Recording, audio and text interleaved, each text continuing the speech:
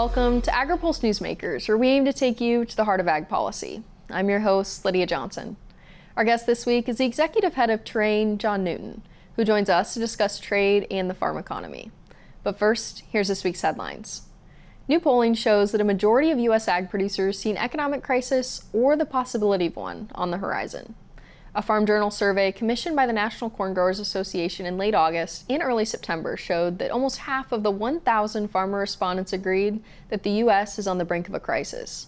An additional third of respondents said the farm economy might be headed that way. The growing anxiety will also likely affect the bottom lines of farm equipment and input suppliers. Almost 60% of respondents said concerns over the farm economy would likely cause them to postpone equipment purchases in the coming year. 38% said they would scale back fertilizer application. The Environmental Protection Agency issued a long-awaited proposal exempting some small oil refiners from U.S. biofuel blending mandates. The EPA is proposing two options, either full reallocation or a 50% reallocation for small refinery exemptions that were granted in full or in part for 2023 and 2024, as well as those projected to be granted for 2025. The move follows opposition from makers of corn ethanol, renewable diesel, and other sustainable fuels to Biden-era mandates under the Renewable Fuel Standard. The biofuel industry felt those renewable volume obligations were set far too low and hurt production and profits. EPA plans to hold a virtual public hearing on October 1st for the proposed rule. Ag Secretary Brooke Rollins says USDA officials are watching commodity markets as they weigh how much economic aid farmers may need this fall to keep their operations afloat.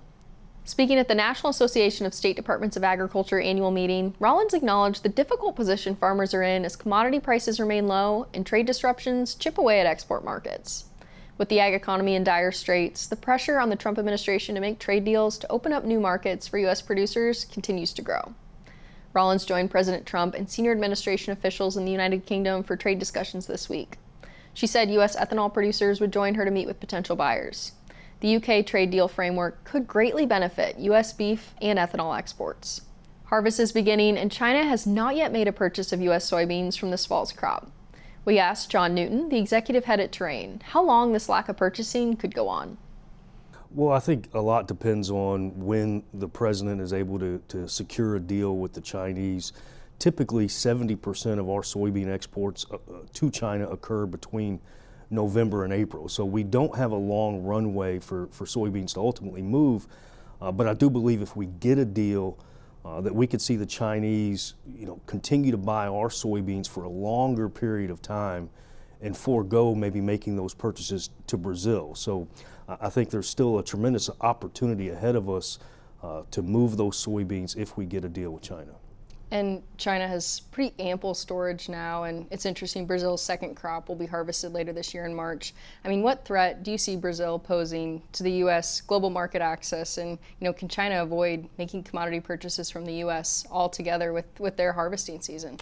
Well, what we do know is that the stocks-to-use level on soybeans in China is very high, and likely in preparation for where we are now, a potential new trade agreement.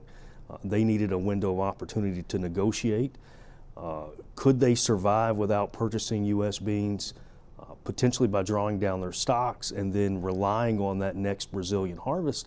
But you have to rely on the weather, you have to rely on the acres. Mother Nature's a heck of a business partner. So it's a big risk for them to try to sit out of the U.S. market. And so I think ultimately we're going to get something done. But Brazil is not going away. They're a huge competitor. Whether it's in the soybean space, the cotton space, the beef space. They're a large sugar producer, they're a large ethanol producer. They're our largest competitor in the agricultural market globally, and they will continue to be that. And obviously U.S. producers want to see some of that grain move, but in the short term, if it doesn't, I want your thoughts on what domestic grain storage capacity looks like here in the U.S. and if there's capacity to store that. Well, one of our analysts at Terrain, Mark Rosenbaum, has looked at on-farm storage and off-farm storage. He's looked at the supplies that we believe that are out there currently, and then looked at expectations for what this harvest is going to bring, whether you look at USDA's yield estimates or the yield estimates that came off the Pro Farmer Tour a few weeks ago.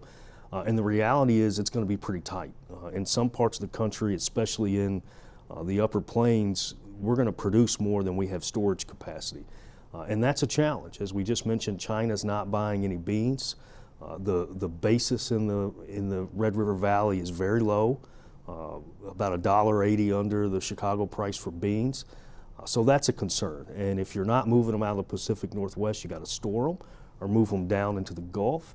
And then our friends in the Delta down in Mississippi, they don't have the storage capacity. Typically those beans, and they're harvesting now, they're harvested right into the export terminal. And if we're not selling them, where are they going to store those beans? That's the million-dollar question. So these questions about storage and then, the record crop predictions, do you think that all this puts pressure on policymakers to, take action on biofuel issues like year-round E15, sustainable aviation fuel, renewable diesel, to expand domestic market access? I mean, it's an all of the above approach. I mean, the secretary's in the United Kingdom now talking about, with Undersecretary Luke Lindbergh, I believe, talking about potential market access. They reported record exports of wheat recently. So export markets, domestic markets through renewable fuels. E15 is certainly to have clarity on E15 from a federal level nationally will help send the signal that, and it won't be immediate. Maybe it's several years down the road that we have that full infrastructure set up to deliver it, but that's a demand boost. Reduced regulatory burdens help. A phase 2 agreement with China helps. So again, it's an all of the above approach to really help us boost the farm economy and get out of this really 3-year tight margin environment that we've experienced for crops. We'll be back with more Newsmakers right after this. Farm Credit supports rural communities and agriculture with reliable, consistent credit and financial services in good times and bad. We provide loans to farmers and ranchers, farmer-owned cooperatives, rural homebuyers, agribusinesses, and rural infrastructure providers. As cooperatives, we're locally owned and governed. We help agricultural producers feed the world. For America's farmers, Farm Credit supporting rural communities and agriculture. Learn more today. I think some of sustainability to farmers just comes second nature. If you asked a farmer, are you sustainable? They'd probably look at you maybe a little funny and say, I don't think I'm doing anything that special, but it really is just what they do. We're all farmers, and our goal is taking the best care of our land, our cattle, our natural resources. This is my sustainability story.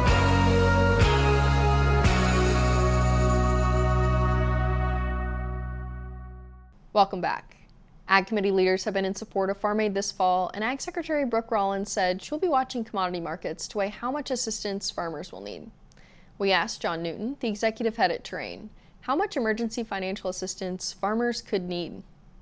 That one's probably a little bit above my pay grade, but you look at what's been done so far through the American Relief Act, $31 billion in economic support and support for catastrophic natural disasters. Last I looked, about $13 or $14 billion had gone out the door, $66 billion in the One Big Beautiful Bill Act. Importantly, a lot of that, for the crop that's in the ground and getting ready to be harvested, that support won't come until October of 2026. So there is a window there where the support that's been authorized by Congress is not going to hit the farm, and farmers are going to go out and plant a new crop before that support ultimately arrives. And crop insurance is enhanced, but I'll leave it to congressional leaders, the Secretary, and the White House to determine how much and what type of support may be needed. And I want to get your thoughts on how that aid package could potentially be funded. I mean, the chairman of the House Ag Committee says tariff revenue can't be used, but USDA's Commodity Credit Corporation the funding in that is running pretty low as well. Well, I think, spending years on Capitol Hill working for Senator Bozeman and knowing that if there's a will, there's a way, right? Working with leadership, working with the appropriators, working with Senator Hoeven.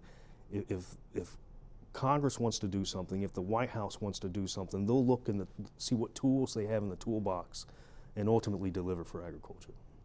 I want to get your thoughts as well. The Fed this week cut interest rates a little bit. I'm curious, how will that affect, finally, how will that affect farmers and ranchers as we look ahead? Because that provides some relief for them.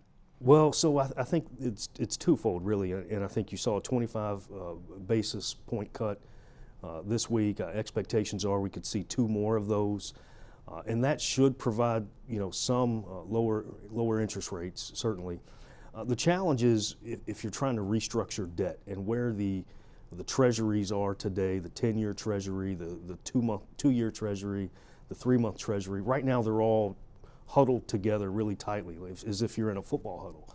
They're all very close together. There's not much room if you're restructuring debt to find any relief on payments for a farmer. And last time we were in a downturn like this in the crop farm economy, the interest rate environment was significantly different. You could restructure debt and actually save money for a producer. And the other factor that's different right now is the losses are much deeper. I think according to USDA data, the average corn farmer is losing $161 per acre on this crop. That's a lot larger than what we saw during the last downturn in the farm economy. So to restructure that debt is much more difficult today because of where the 10-year Treasury note is and where nearby Treasury notes are. We'll be back with more Agri-Pulse Newsmakers. But first, Andrew Huneke has more on the concern in farm country over exports to China in this week's Ag by the Numbers. USDA is projecting less than $10 billion worth of U.S. agricultural exports to China during the next fiscal year. If that number holds, it would be the lowest ag export value to China in nearly 2 decades. This chart shows American agricultural exports to China from fiscal year 2006 all the way to the projected total for fiscal year 2026. As you can see, exports have been above $10 billion since fiscal year 2008. Numbers were low in FY 2019, but they still did not fall below $10 billion. Chinese buyers are still avoiding American commodities. At the end of last month, China had booked no future sales for American corn, soybeans, wheat, and sorghum, according to analysis from North Dakota State University. China's current retaliatory tariff on American soybeans is making them less competitive than other suppliers like Brazil. It remains to be seen how and when Chinese buyers will return to working with American exporters, but for now, anxiety remains high across farm country. For Agri-Pulse, I'm Andrew Huneke. Trial lawyers are using a discredited report from a World Health Organization subagency to attack a safe, American-made weed-fighting tool. This critical tool helps keep your food costs down, and without it, food inflation could double. Stand with American farmers and keep trial lawyers' greed out of our farms and food supply. Fight back. Call your local representative.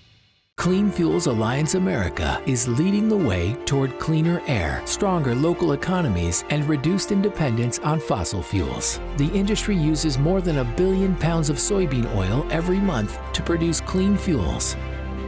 Biodiesel, renewable diesel, and sustainable aviation fuel deliver immediate reductions in greenhouse gas emissions in heavy-duty transportation industries. We're growing better, cleaner fuels for today and tomorrow.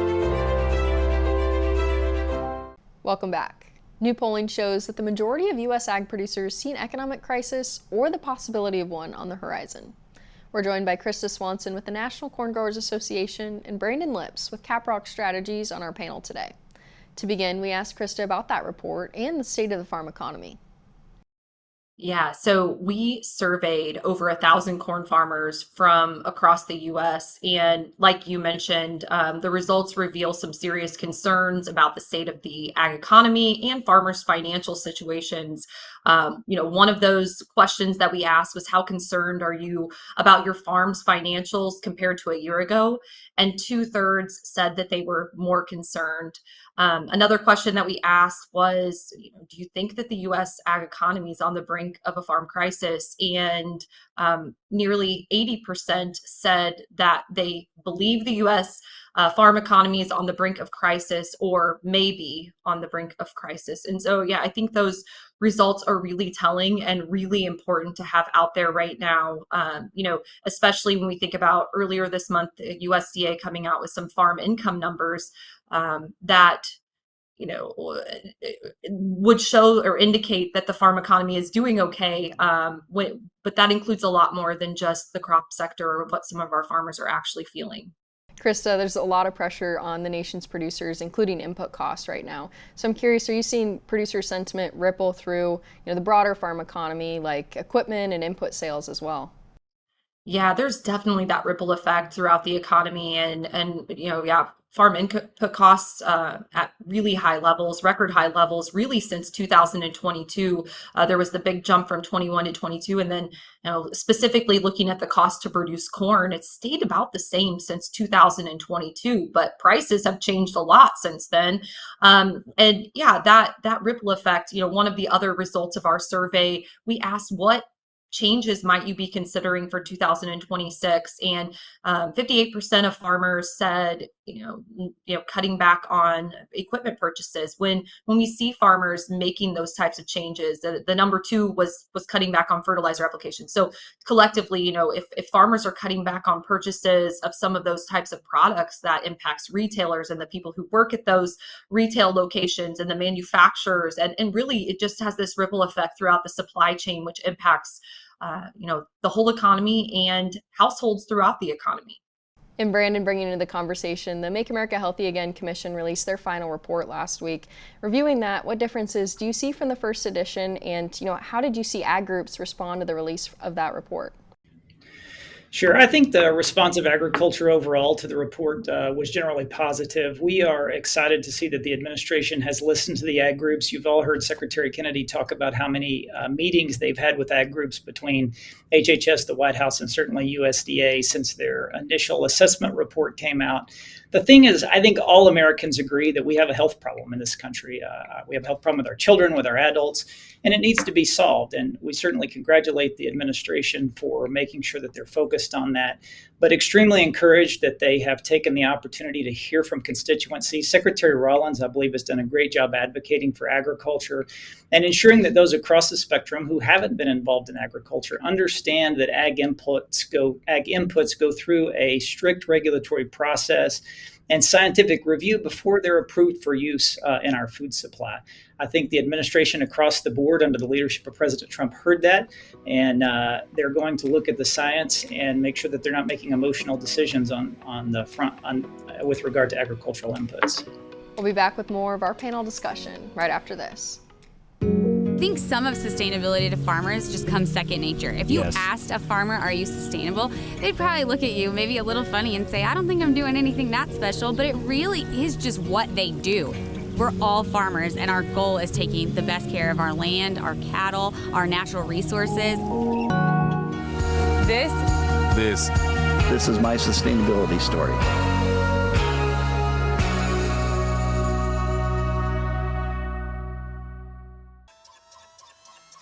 Regenerative poultry production is a process by which nature can actually recapture and restore the energy that is being taken out of a space. Farm Credit helped Rahi build his dream of regenerative poultry farming and encouraging fellow immigrants to find community in agriculture.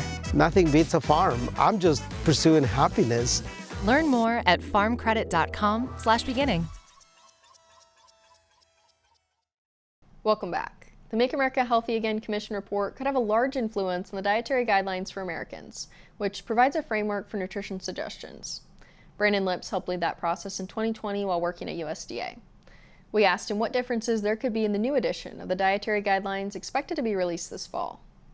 If you listen to the Secretary Kennedy, and certainly Secretary Rollins talk about the forthcoming dietary guidelines, they're going to change that document really from something that used to be intended for nutrition professionals and guidance for the USDA programs that was then turned into a consumer-facing education campaign. They're going to go straight and make the dietary guidelines itself a consumer education campaign. I'm excited to see what the result of that is. Americans are confused about nutrition. Government and researchers have been all over the board for decades. We've had focus on single nutrients like fat, sodium, sugar in the past, and that hasn't resulted in positive change in America's nutrition outcome. They're going to focus on broader things to help Americans understand that we need to focus on whole foods, on healthy foods, but not only that, but that we need to be working on our sedentary lifestyles to move that forward. So we've heard we're going to see a shorter document.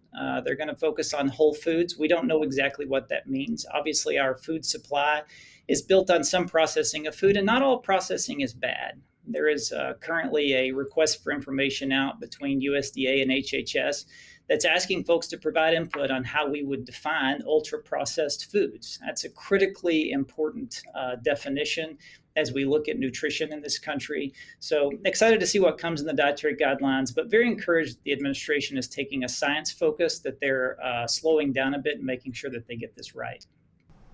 And Krista, I want to get your thoughts on the Maha Commission's report as well. I mean, we talk about the state of the farm economy, but President Trump has made statements that he'd like to see Coca-Cola transition from using corn syrup in their products to sugar. First, your thoughts on the Maha Commission's report, and then, do you have concerns about corn syrup demand as well? Yeah, so I mean, I think we were very concerned with the initial Maha Commission report out in May.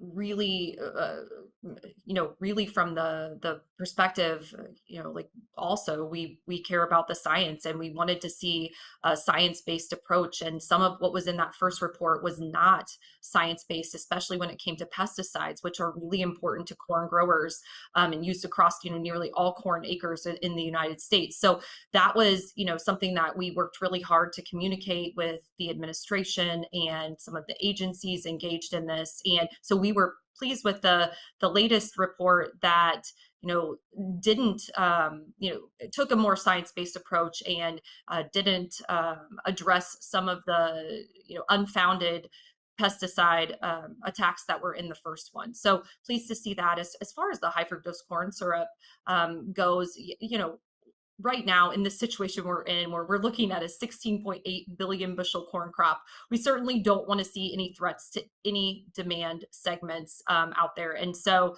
that is, uses about 400 million bushels of corn a year. So it's a relatively small piece of our demand picture. But again, all pieces of demand are important to us.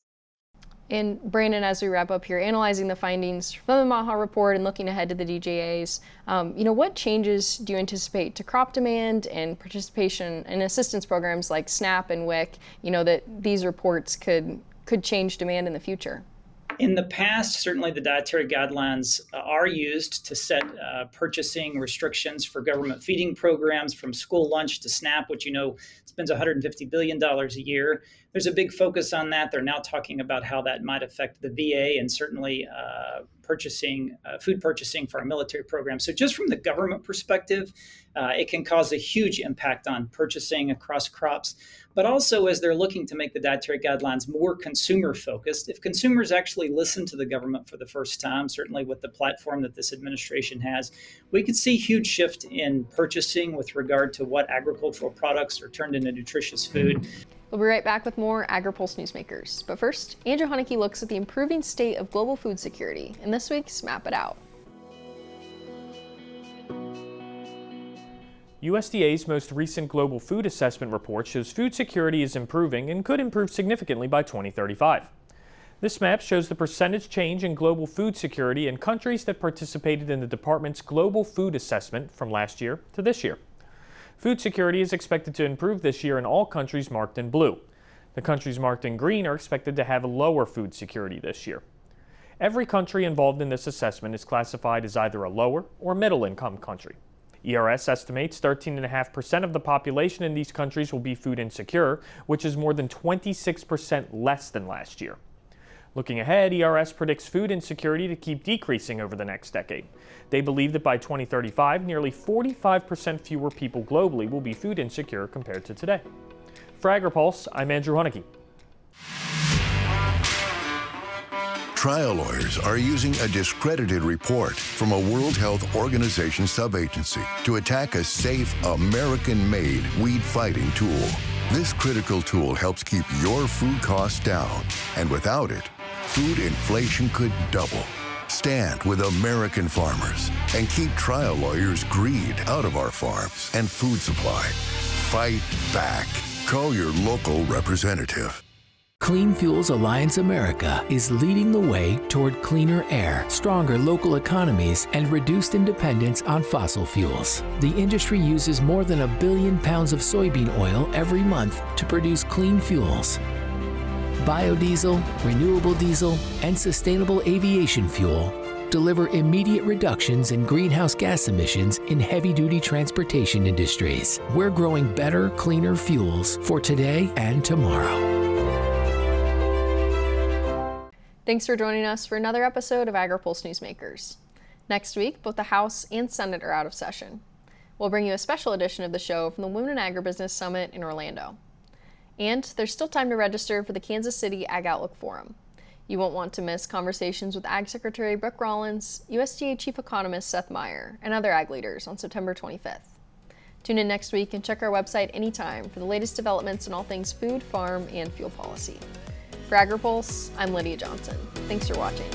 Newsmakers is a production of Agri-Pulse Communications. You can also find our new content on YouTube and wherever you get your podcasts.